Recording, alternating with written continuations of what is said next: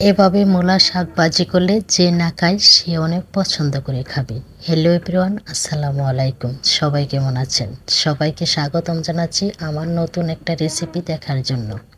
আজকে তৈরি করে দেখাবো মূলা শাক ভাজি রেসিপি।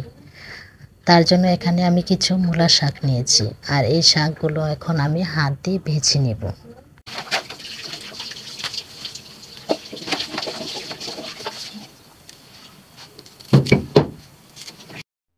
শাকগুলো দেখেন আমি কেমনি বেছে নিচ্ছি। এগুলো আবার কেউ হাত বেছে রান্না করে, আবার কেউ বটি দিয়ে এগুলো ছোট ছোট করে পলি নিয়ে রান্না করে। আমি আজকে ছোট ছোট করে দা দিয়ে পলি নিয়ে এগুলো ভাজি করব। এভাবে সবগুলো শাকই আমি বেছে নিয়েছি। শাকগুলো বেছে নেওয়া শেষ, এখন আমি এগুলো বটি দিয়ে পলি নিচ্ছি। দেখেন আপনারা কিভাবে আমি শাকগুলো বটি দিয়ে পলি নিচ্ছি।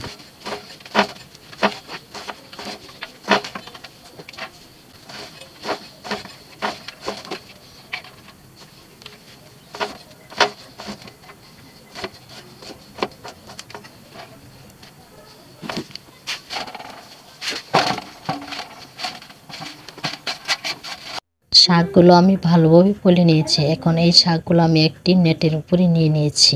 এখন এই শাকগুলো আমি ভালোভাবে ধুয়ে নেব।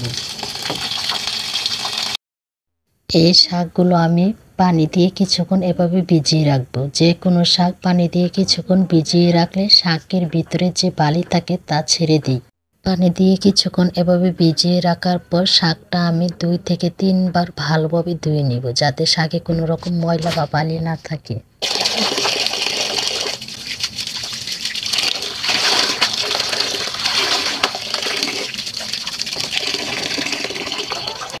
এখন চলে যাব রান্নার জন্য।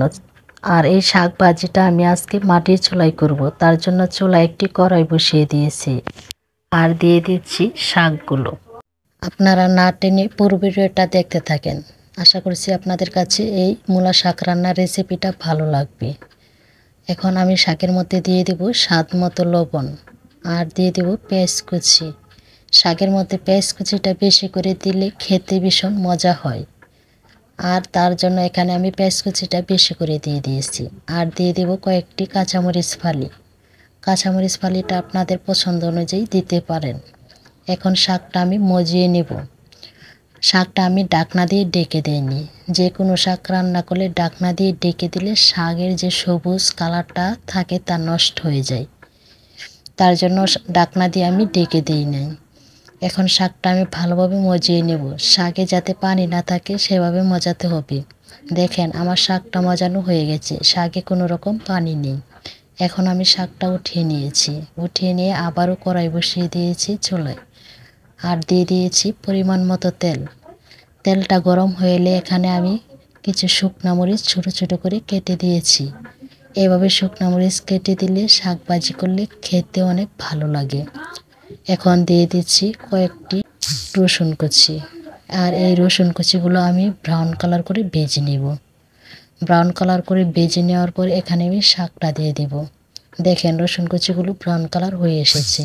এখন এখানে আমি শাকটা দিয়ে দিচ্ছি, আর এই শাকটা দিয়ে ভালোভাবে তেলের মধ্যে ভাজা ভাজা করে ভেজে নেব, যাতে শাকের মধ্যে কোনো রকম পানি না থাকে।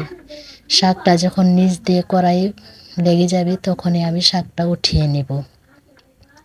এখন শীতকাল, বাজারে প্রচুর মূলা শাক পাওয়া যায়, আর এই মূলা শাক ভাজিটা আপনারা এভাবে একবার হলেও রান্না করে খেয়ে দেখবেন, খেতে কতটা মজা হয়। যারা এতক্ষণ ধরে আমার ভিডিওটা দেখছেন সবাইকে অসংখ্য ধন্যবাদ জানাচ্ছি।